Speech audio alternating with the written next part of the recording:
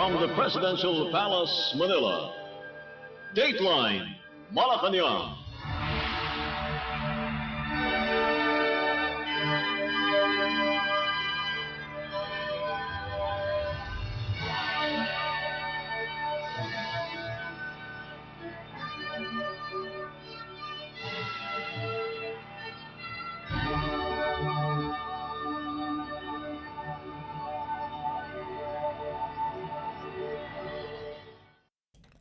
Good day, this is Dateline Malacañang and here are the news.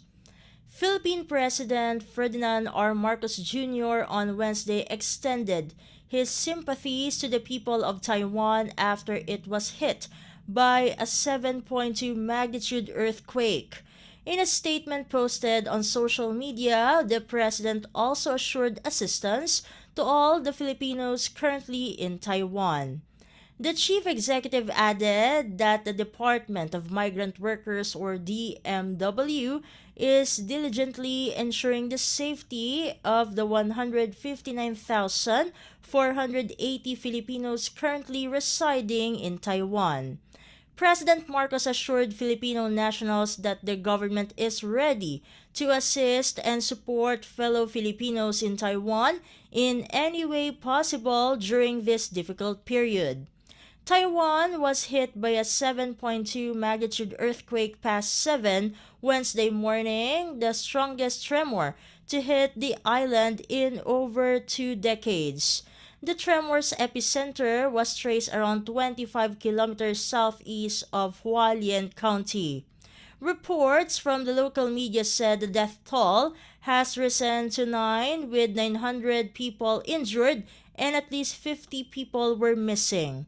The Manila Economic and Cultural Office or MECO earlier said all Filipinos and overseas Filipino workers on the island are all accounted for and safe.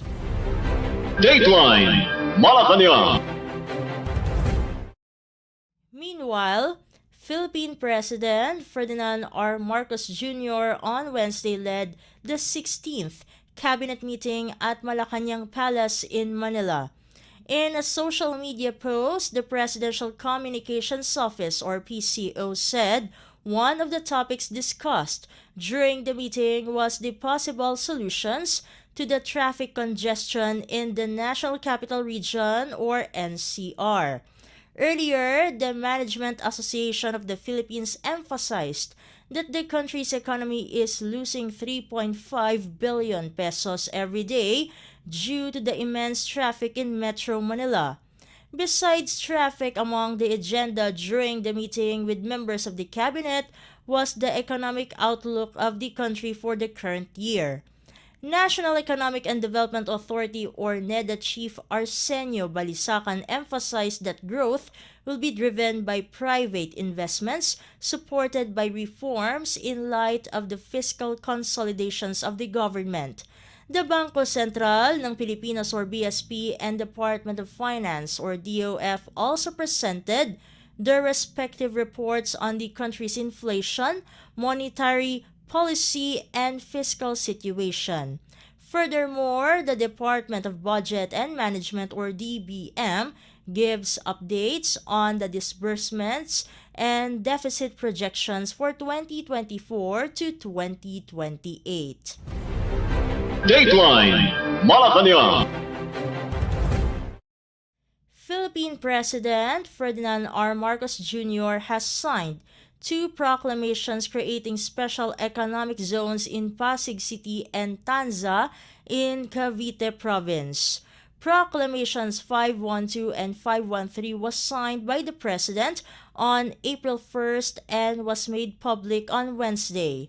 Under Proclamation 512, an information technology or IT park will be established in several parcels of land with an area of 123,837 square meters in Ugong, Pasig City along E. Rodriguez Jr. Avenue and will be known as Arcovia City.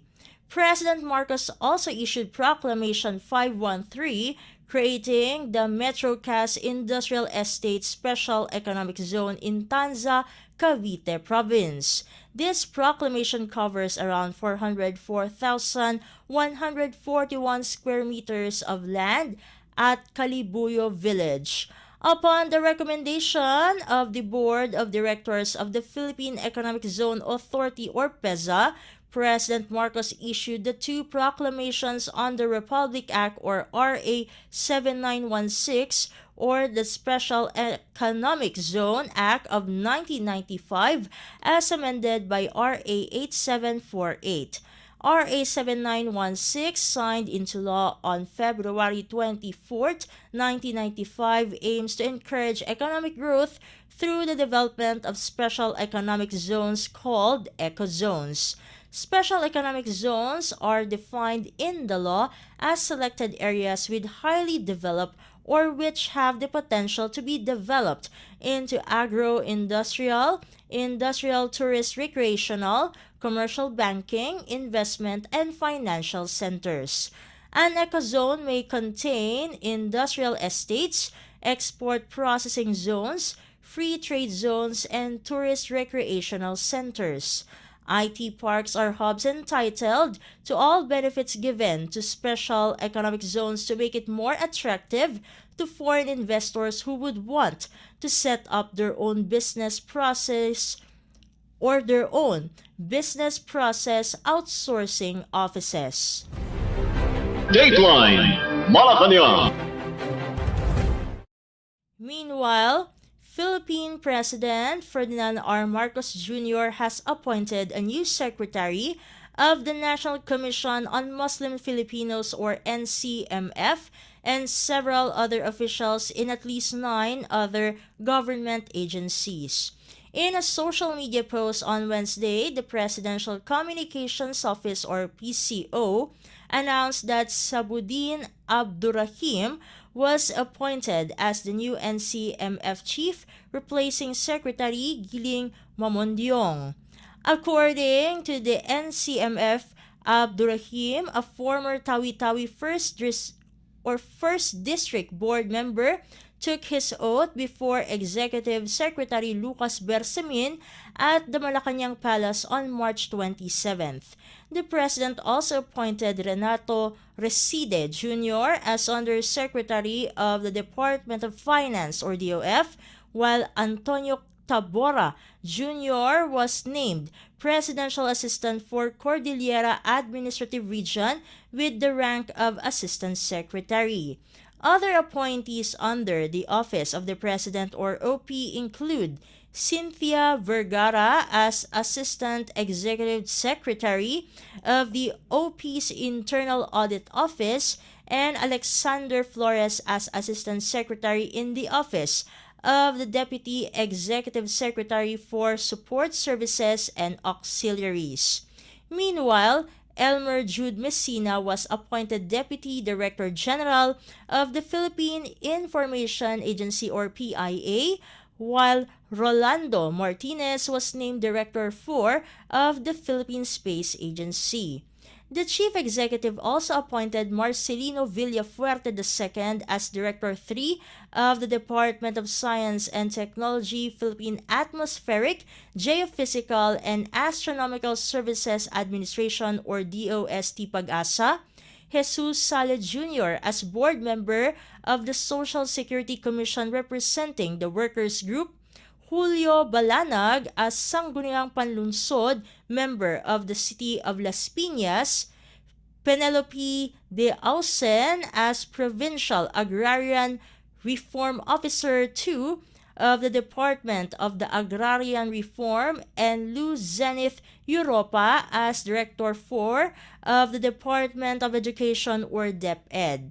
President Marcos also appointed new members in the DOF's Land Bank Securities Incorporated, namely Gonzalo Benjamin Bongolan, Liduvino Heron, Felix Manlangit, Adelfa Masakupan, Jennifer Tantan, Lucila Tesorero, and Maria Shelito Valdivia. Other appointees were Lester Tan, Director 4 at the Department of Health or DOH, Maria Teresa Inigo, Director General of DOH Philippine Institute of Traditional and Alternative Healthcare, Shelo Reyes, Director 4 at the National Economic and Development Authority, and Elmer Decena, Director 2 at the Land Transportation Office. Dateline Malacañang. In other news stories, Philippine President Ferdinand R. Marcos Jr. has ordered a whole-of-government approach to ensure public safety and assist farmers affected by the El Nino and the La Nina phenomena in the country. In the 4th Task Force El Nino meeting on March 19th, the Department of Agriculture or DA was ordered to closely coordinate with the Philippine Crop Insurance Corporation or PCIC to assess any regulation barriers imposed by the Insurance Commission to ensure that prompt financial aid reaches affected farmers.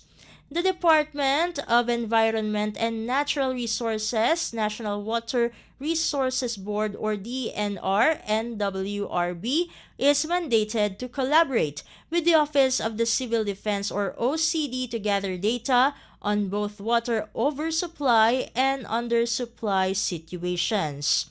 They are also ordered to engage in collaborative efforts to devise engineering solutions that alleviate the need for extreme water conservation measures and raise public awareness on the importance of constructing additional dams in mitigating the challenges posed by the El Nino.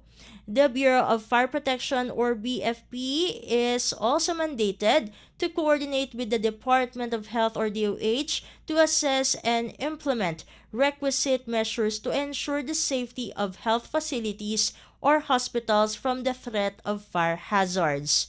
For its part, the OCD is tasked to closely work with the Department of Tourism or DOT regarding the impact of the El Nino phenomenon on tourist areas, specifically addressing issues related to water availability, energy resources, public health, and safety concerns. Dateline Malacañang. In a related story, in the bid to ensure sufficient water supply in Metro Manila amid the scourging heat due to the El Nino phenomenon, the Department of Environment and Natural Resources or DNR Water Resources Management Office is urging village heads and property managers to save water. The DENR Bulletin on Water Management for Metro Manila Villages and Condominiums contains instructions on how to observe management measures and practice easy-to-do conservation measures and hacks that will help save water. These include the regular monitoring of water meters, preferable in the early morning or late at night when there is no activity to detect any possible leaks.